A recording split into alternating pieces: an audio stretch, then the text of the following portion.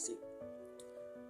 Pada pembahasan kali ini kita akan membahas tentang dua ajaran heresi, yaitu Arianisme dan Nestorianisme.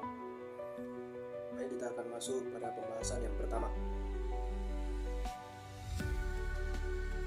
Arianisme adalah salah satu ajaran sesat atau heresi yang berkembang pada abad ke-4 Masehi. Ajaran ini secara langsung menentang doktrin Trinitas yang telah diajarkan oleh para rasul dan bapak-bapak gereja. Dan ini menjadi penyebab utama diselenggarakannya Konsili Nisea pada tahun 325 Masehi. Arianisme dipelopori oleh seorang uskup dari Alexandria atau sekarang daerah Mesir.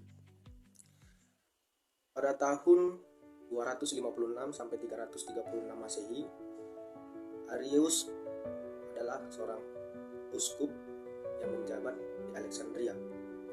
Ia adalah seorang teolog, akan tetapi karena ajaran heresinya, ia ditolak oleh gereja Katolik karena bertentangan dengan ajaran dan dogma gereja Katolik. Inti dari Arianisme atau ajaran Arius ini adalah berkaitan dengan doktrin kodrati Yesus Kristus. Arius mengajarkan bahwa Yesus Kristus tidak sehakikat dengan Bapa. Ia meyakini bahwa Yesus adalah makhluk ciptaan dan Yesus adalah makhluk pertama yang diciptakan Allah sebelum dunia ini dijadikan. Oleh karena itu, di dalam ajarannya, Yesus Kristus bukanlah Allah sejati, tetapi makhluk tertinggi yang pernah diciptakan Allah.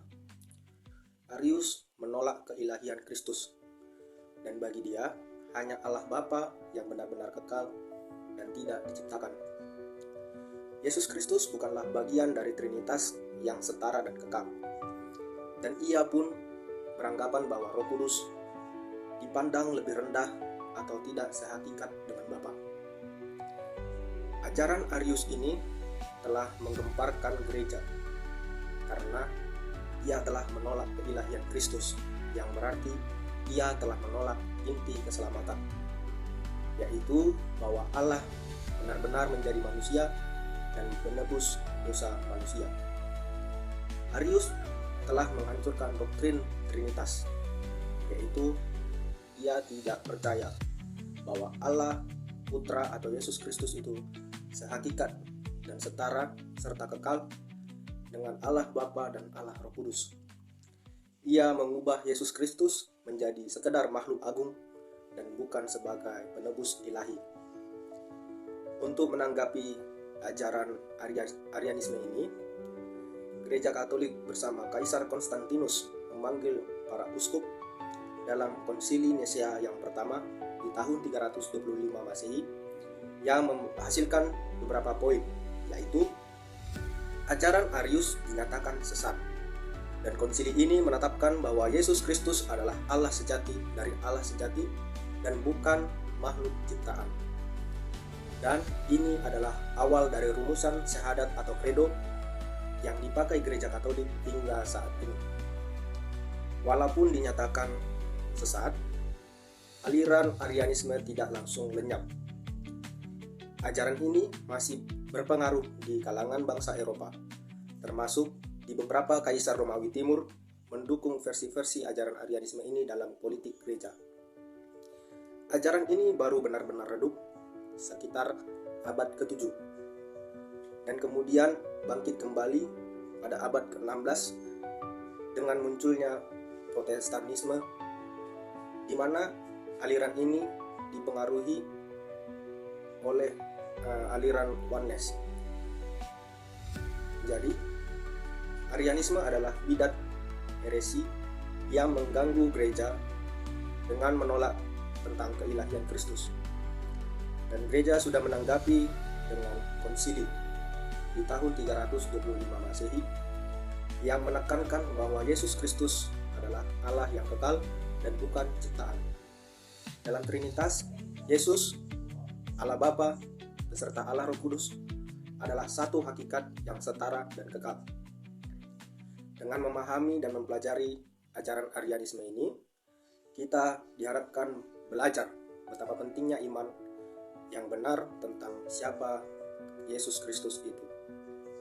Karena ini menyangkut tentang keselamatan dan pewahyuan Allah yang sejati. Selanjutnya, kita akan membahas tentang Nestorianisme dan siapa itu Nestorianisme yang mempeloporinya.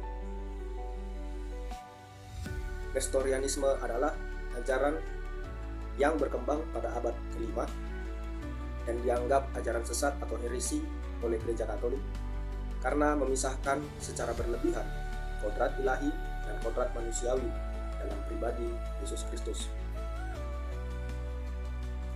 Pelopor ajaran ini atau yang mencetuskan ajaran ini adalah Nestorius.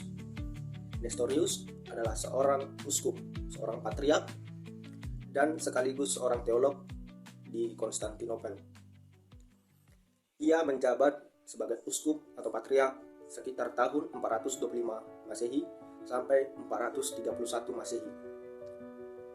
Nestorius berasal dari Antioquia dan mendapatkan pendidikan teologinya di Antioquia.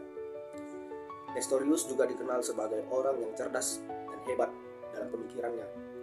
Tetapi pandangannya tentang Yesus Kristus memicu kontroversi dalam Gereja Katolik. Ajaran utama Nestorius adalah berpusat pada hubungan antara keilahian Kristus dengan kemanusiaannya. Terkhusus, Nestorius mengajarkan bahwa Yesus terdiri dari dua pribadi yang terpisah, yaitu satu pribadi Allah atau yang ilahi dan satu pribadi yang manusiawi, dan bukan menjadi satu pribadi yang tidak terpisah, yaitu satu pribadi Allah yang ilahi dan satu pribadi manusiawi. Nestorius menolak sebutan Theotokos atau Bunda Allah untuk Bunda Maria karena menurutnya Bunda Maria hanya melahirkan pribadi manusia Yesus dan bukan pribadi ilahinya.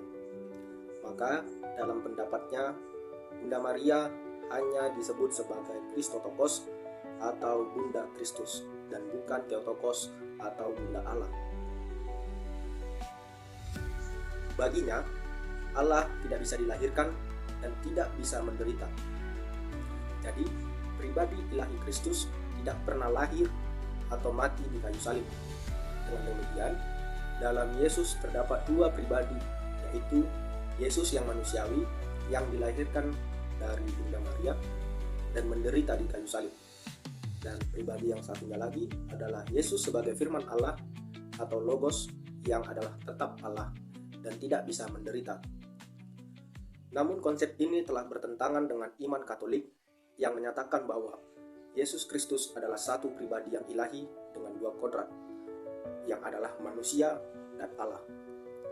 Karena Nestorius telah memisahkan pribadi Yesus seolah-olah ada dua, yaitu Allah dan manusia, maka ajarannya telah merusak doktrin inkarnasi, yaitu bahwa Sang Firman yang telah sungguh-sungguh menjadi manusia dan berinkarnasi yang menyelamatkan umat manusia dan menebus dosa manusia.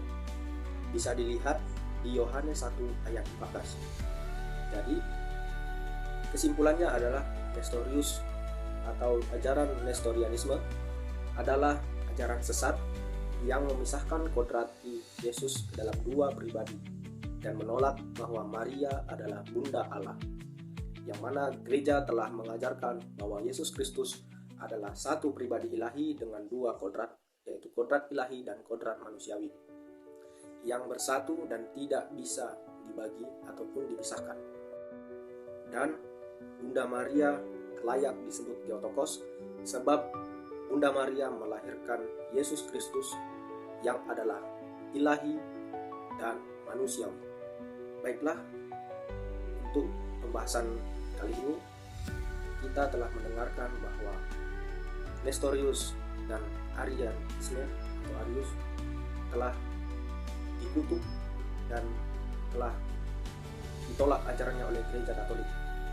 Semoga pembahasan kali ini dapat menambah wawasan kita tentang iman Katolik dan ajaran-ajaran heresi yang telah ditolak, dan semoga kita dihindarkan dengan pemikiran-pemikiran yang dapat memicu kita kepada ajaran yang heresi.